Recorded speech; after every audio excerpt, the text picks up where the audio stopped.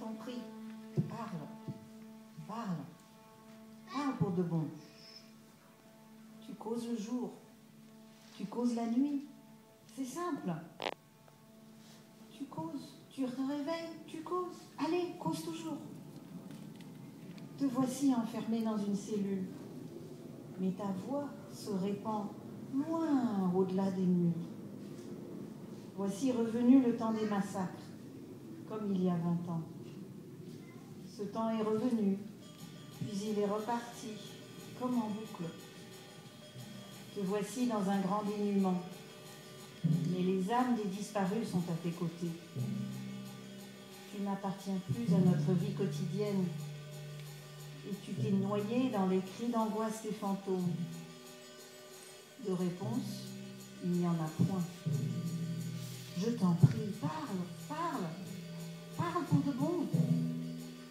Tu causes le jour, tu causes la nuit, c'est simple. Tu te réveilles et tu causes. Allez, cause toujours.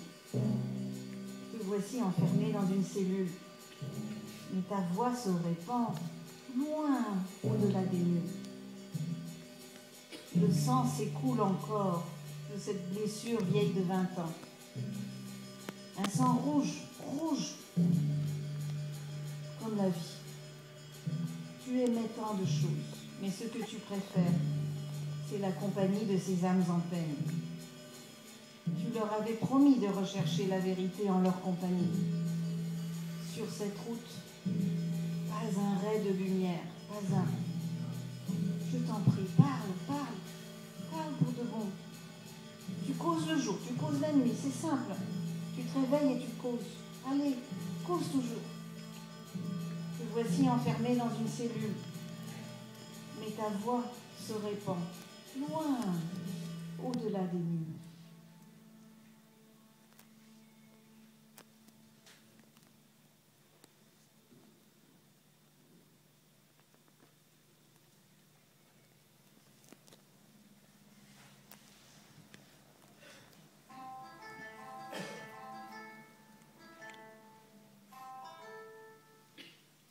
L'expérience de la mort pour le premier anniversaire du 4 juin. Le mémorial, une vague de sanglots, les veines de marbre imprégnées de taches de sang, la foi et la jeunesse fauchées sous la rouille des chenilles de tendre. Cette histoire ancienne de l'Orient qui voudrait soudain prendre un nouveau cours.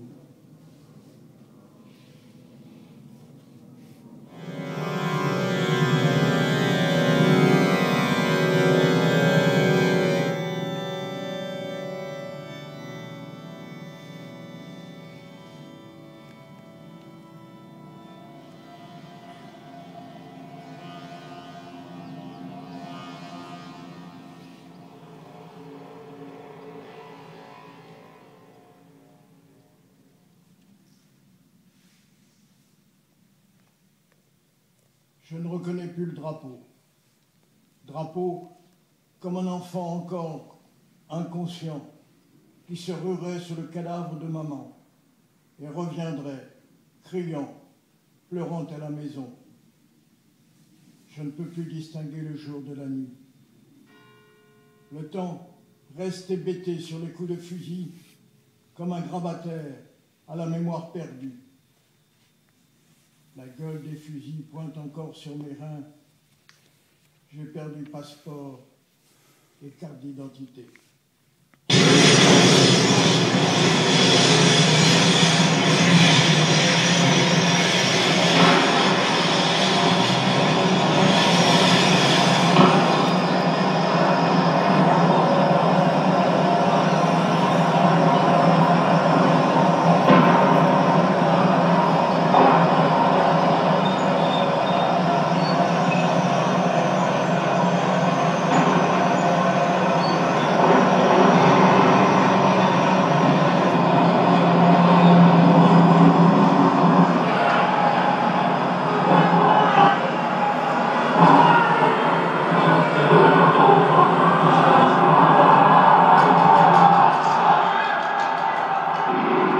Feu, à mort, feu.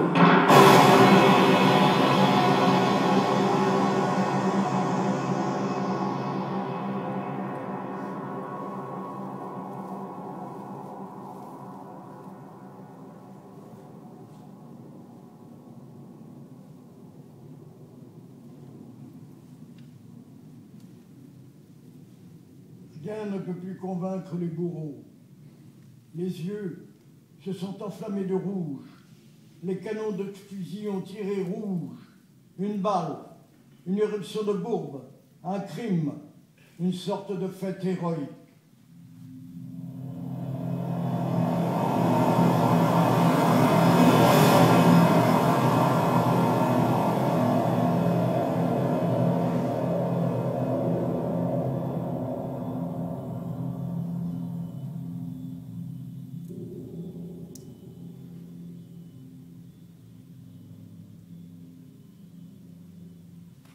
Ces jeunes soldats, qui viennent sans doute de revêtir l'uniforme, sans même avoir connu l'ivresse d'un baiser d'une fille, les voilà, en l'espace d'un instant, qui éprouvent la jouissance du sang, commençant leur jeunesse en tuant.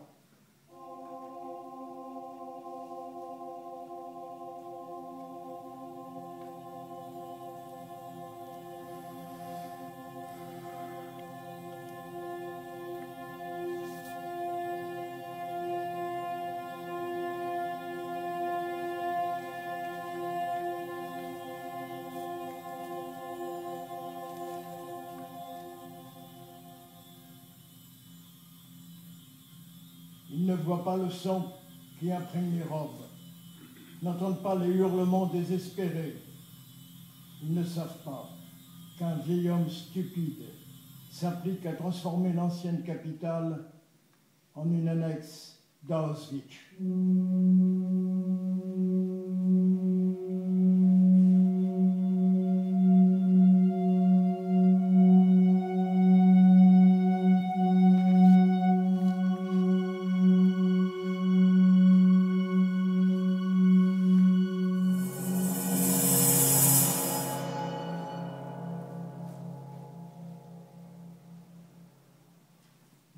Profonde, sur l'immense avenue vide, en rentrant chez moi à vélo, je m'arrête à un étal de cigarettes. Ma bicyclette est heurtée par un véhicule qui me suit. De grands gaillards s'emparent de moi. Menotté, bâillonné, les yeux bandés, je suis jeté dans un fourgon cellulaire vers une destination inconnue.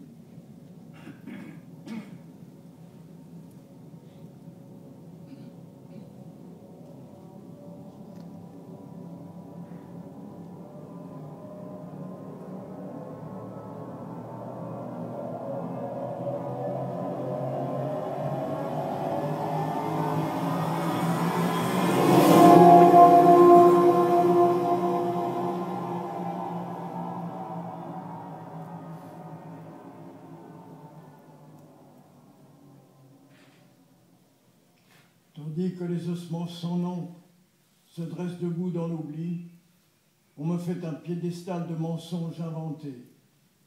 Disent à chacun que j'ai connu la mort, comme si main noire était un titre de gloire.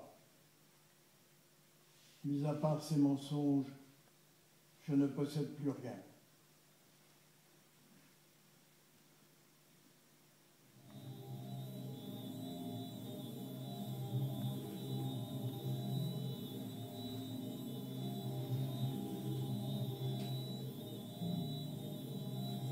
Vent pour Xiaobo. Ton destin t'a défini comme un courant d'air. Tourne, tourne, vole, vole, qui s'amuse dans les nuées. J'avais rêvé d'être ta compagne. Mais quel genre de maison serait capable de te retenir alors que les murs risquent de t'étouffer? Tu ne sais que passer comme le vent. Un vent qui ne m'a jamais expliqué quand il venait ni quand il partait. Quand ce vent arrive, je ne peux plus arriver à ouvrir les yeux. Et quand il part, le sol est couvert de poussière.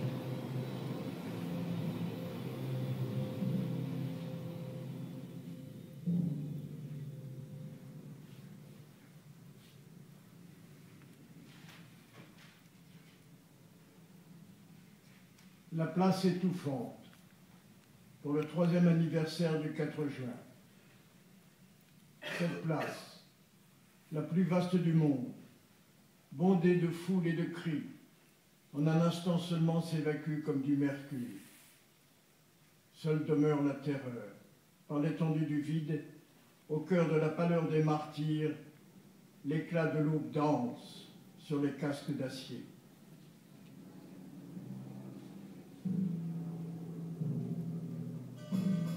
L'homme, qui a le courage de traverser la passe, peut traverser en marche le système solaire.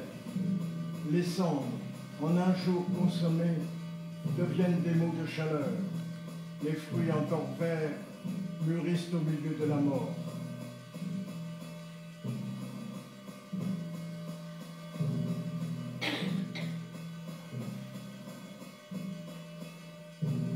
En offrant à la femme qui n'a pas besoin de rose, sa voix illumine l'enfer.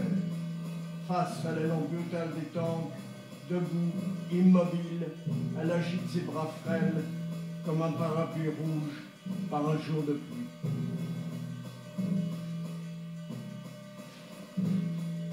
Cette place est vidée par la mort, par un pouvoir absolu, à étouffer toute trace de vie. Cette fille, modelée par le vent, pour un vers de poésie pure, a effacé tout autre écrit.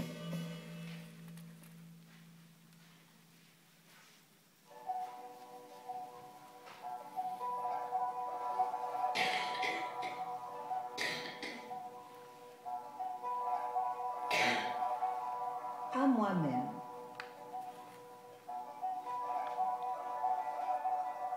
Je me suis assise en tailleur et j'ai allumé un bâton d'encens. J'avais l'esprit aussi clair que si j'avais été Dieu en personne. J'ai alors vu un autre moi-même qui, parmi les vivants, jouait une comédie périlleuse. Dans ton beau costume de scène, visiblement tu t'éclates. Le rôle que tu tiens t'a libéré de toute contrainte. Et moi, j'essaye de t'alerter de toutes sortes de façons, de ne pas te laisser aller à trop de facilité. Je m'efforce de t'arracher à tes rêves, d'éteindre toutes les lumières lorsque tu montes sur scène. C'est le jour où tu sortiras sans parapluie qu'un terrible orage éclatera sans prévenir. Tu peux te moquer de tout, comme un gosse qui n'y comprend rien, et te plonger corps et âme dans la comédie. Combien je t'envie, toi, qui n'as pas la tête aussi claire que Dieu lui-même. Passe-moi un verre de vin, allons jouer la comédie ensemble. Peu importe si les applaudissements qui remplissent la salle à la fin du spectacle ne sont que les pleurs d'un homme seul qui sanglote dans la nuit.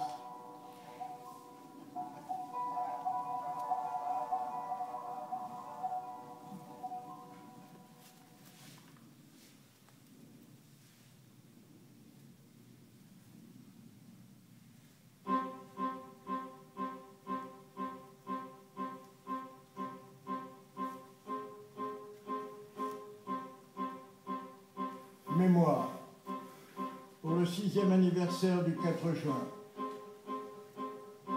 Qui donc est ce jeune homme pris par hasard en photo, debout devant les temples? Il lève les bras, bouleversant le monde entier. Mais personne, si ce n'est la gueule du canon, n'a pu voir son visage. Personne n'a connu son nom. Et plus tard, beaucoup plus tard, sa trace a totalement disparu. Le monde avait pour lui versé des larmes et n'avait plus le cœur qu'on revienne le chercher. Cette nation a l'habitude de transformer la mémoire de ses tombes en palais. Avant même l'époque de l'esclavage, on avait déjà maîtrisé l'art de s'agenouiller avec la plus grande élégance.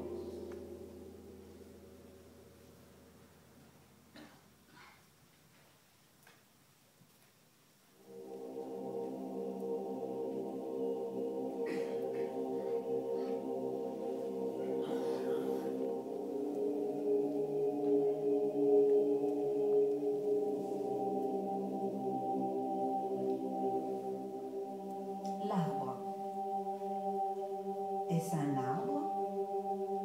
C'est moi, toute seule.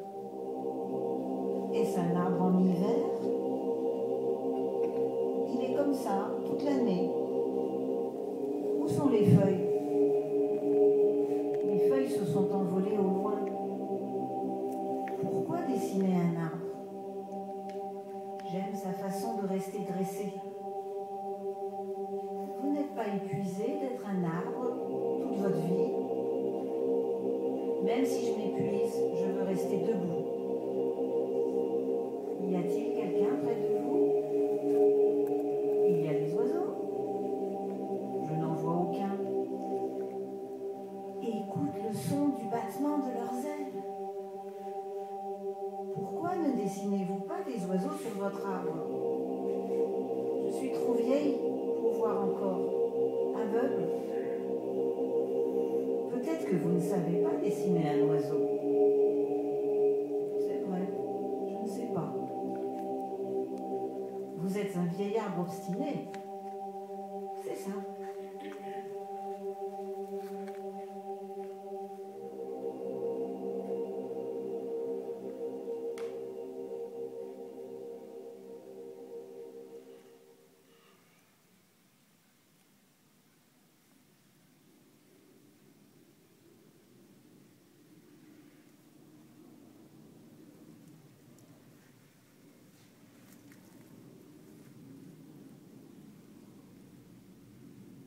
Debout au cœur des temps maudits, pour le 10e anniversaire du 4 juin. Debout au cœur des temps maudits, ce jour-là m'apparaît si étrange.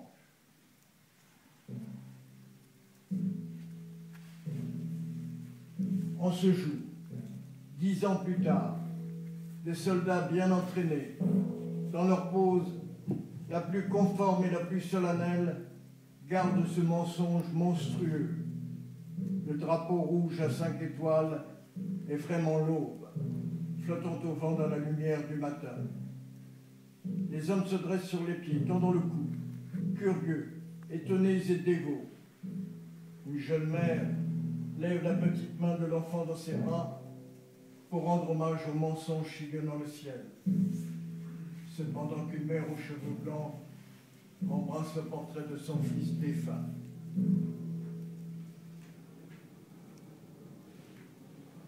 Refuser de s'alimenter, cesser de se masturber, ramasser un livre des ruines, s'émerveiller de son humilité de cadavre dans les entrailles des moustiques au milieu des rêves rouges et noirs.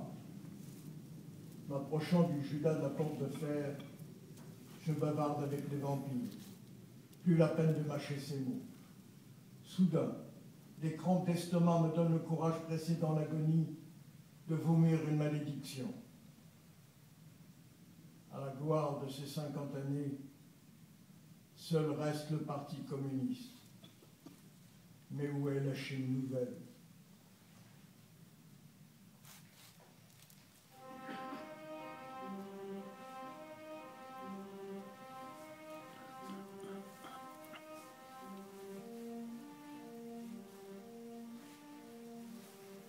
Neige. À l'occasion du 44e anniversaire de Liu Hui, 12 juillet 2013. C'est ton anniversaire aujourd'hui, petit frère. Le jour de la grande neige sur le calendrier chinois. J'ouvre une bouteille de vin et me demande quel cadeau je pourrais t'offrir pour te serrer contre moi. Je pose un verre pour toi devant moi. Buvons tous les deux, bavardons. Un jour, tu m'as donné une photo pour mon anniversaire. Elle est devant moi. C'était un jour où nous pouvions rire ensemble. Sans toi, notre famille a perdu sa structure. Père sombre dans le silence et confond ton fils avec toi. Mère pleure, tant que ses yeux sont desséchés. Maintenant, ton fils est parti à l'étranger. Notre frère aîné est toujours occupé. Ses pieds ne touchent plus le sol. Ton beau-frère demande de tes nouvelles tous les mois. Et je rêve de toi tout le temps. Dans mes rêves, tu te disputes avec moi. C'est dur d'être mon frère, non? Je me souviens. L'été de 1976. Après le séisme de Tangshan, nous sommes partis pour Changsha dans un train vert. Lorsque le train a démarré, j'avais peur de te dire combien ce premier départ loin de la maison me terrifiait. Si c'est encore possible, petit frère, fais-moi confiance, inconditionnellement, comme lorsque tu étais un petit enfant. Tout cela finira bientôt, et notre train atteindra le terminus.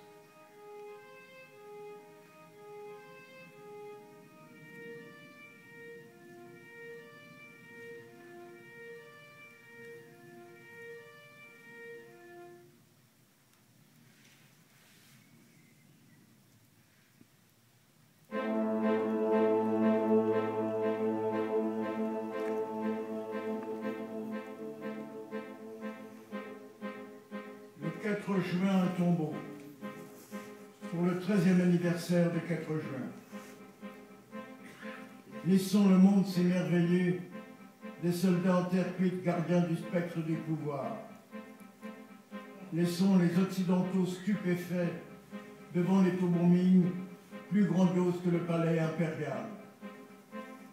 Le mausolée de Mao Zedong est bâti en plein cœur des cadavres, des esclaves. Notre si longue histoire repose entièrement sur des tombeaux d'empereurs pour marquer sa splendeur.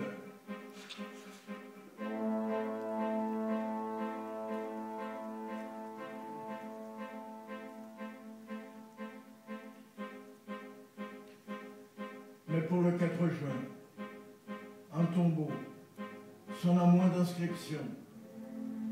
Un tombeau où la honte s'est gravée au cœur de la nation et de toute l'histoire. 13 années. Le temps est un étalage de bassesse. Chaque eau commence par un mensonge. Chaque soir s'achève sur une cupidité.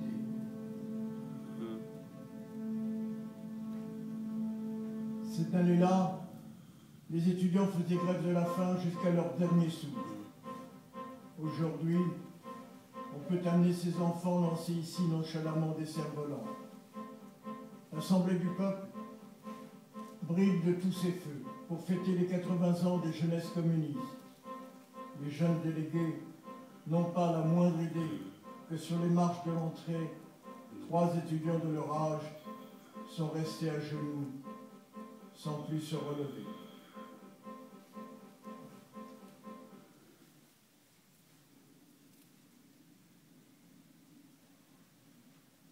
Tombeau pour le 4 juin, un tombeau où l'on ne meurt jamais en paix. Si dans l'oubli et la terreur, ce jour-là a été enterré dans la mémoire et le courage, il vit éternellement. Et les pierres peuvent crier. C'est l'herbe folle et persistante des cimetières, son tranchant, s'enfonçant en plein cœur, afin que la mémoire du sang versé ait l'éclat de la neige.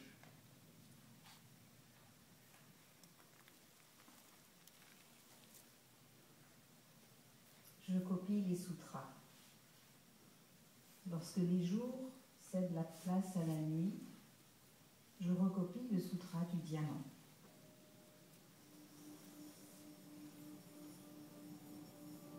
Avant que l'hiver n'arrive, avant que toutes les feuilles ne soient tombées, je veux finir de dessiner chaque caractère, écrire avec un cœur attentif, écrire pour ces amis qui m'ont réconforté. Nuit et jour, je copie le sutra du diamant. Ma calligraphie devient plus régulière, chaque caractère un peu plus carré. Cela prouve que je ne suis pas encore complètement folle. Mais sur l'arbre que j'ai dessiné, pas une feuille n'a poussé.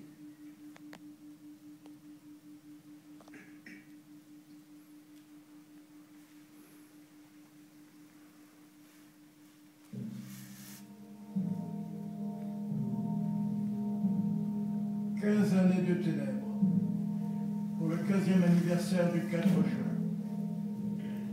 Il y a 15 ans, le grand massacre s'est achevé à l'aube.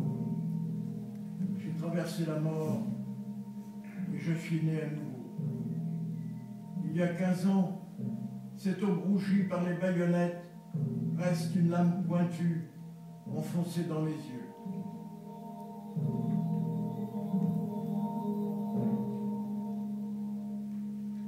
Années ont passé. Au cœur des ténèbres de la liberté perdue, j'attends que les aiguilles marquent l'heure d'avant l'aube, la venue du 15e jour d'hommage aux morts.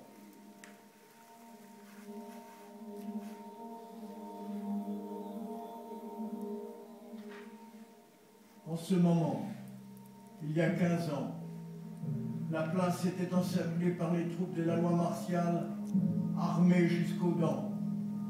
L'ordre imposant la loi martiale était diffusé en boucle, tandis que parvenaient des coups de feu et des nouvelles sanglantes. Quelques heures auparavant, ici même, les gens étaient serrés les uns contre les autres. Une clameur s'élevait. Puis soudain, quand l'éclairage s'était éteint, la foule s'était dispersée comme du mercure versé sur le sol, laissant l'étendue vide.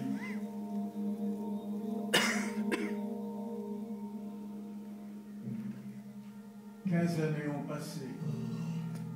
La soudaineté du sang m'a étouffé et celle de la prison m'a endormi.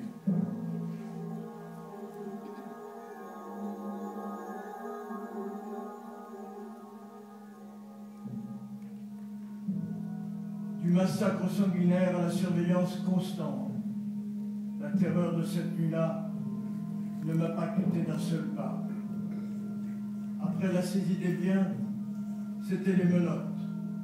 Après les menottes, c'était la prison.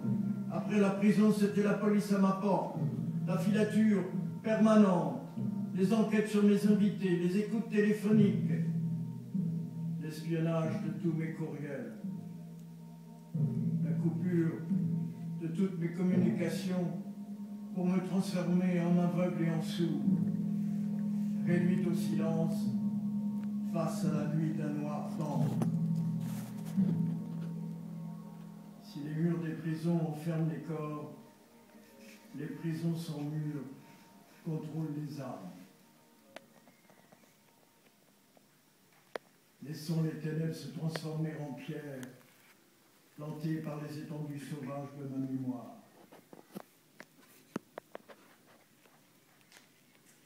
Réveillé, mais c'est tout. J'habite dans le corps de mes poupées. Et dans mes rêves, j'ai mis fin à mes jours. Une fois après l'autre. En me réveillant, je me rends compte que je n'ai pas ressuscité, je n'ai fait que me réveiller. Parfois, lorsque je suis dans le monde, apparaît sur mon visage une expression de complète insouciance. Cette apparence arrogante me donne à moi-même l'impression que j'ai déjà atteint l'éveil. Mais personne ne sait à quel point, le soir, assise sous ma lampe solitaire, je suis saisie par le remords. Mais aussi à quel point mon cœur est rempli de reconnaissance. Le vent vient secouer mes rideaux. Mais qui pourrait affirmer qu'il ne s'agit que du vent ?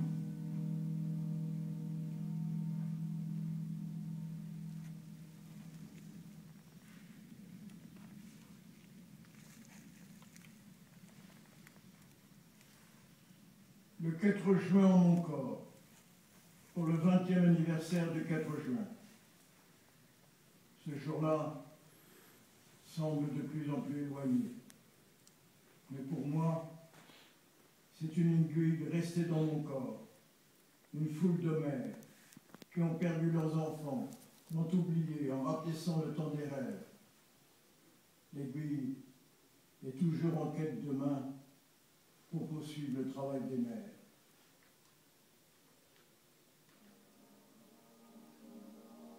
Cette aiguille foule dans tout mon corps. Elle croise souvent les parages du cœur, écoute attentivement ses battements, et à l'occasion excite de sa pointe la surface du cœur en crevant le cortège d'impulsions et de désirs naïfs.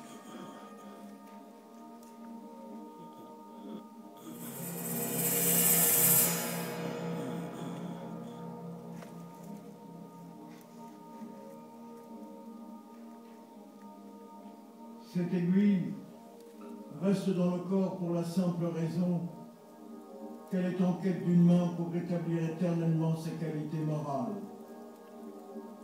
Elle ne supporte pas les nerfs fragiles saisis de tremblements. Sa pointe devient gardienne de la conscience. Le destin m'a livré à elle.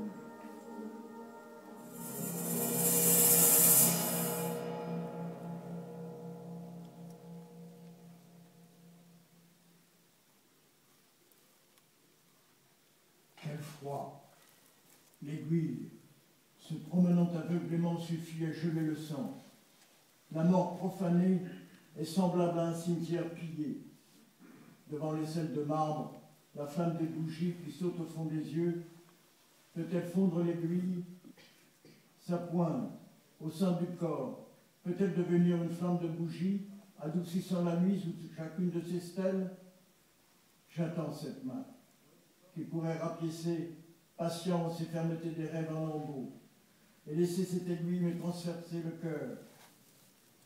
La tristesse de la chair et les sanglots des nerfs ayant empoisonné la pensée et sublimé la poésie.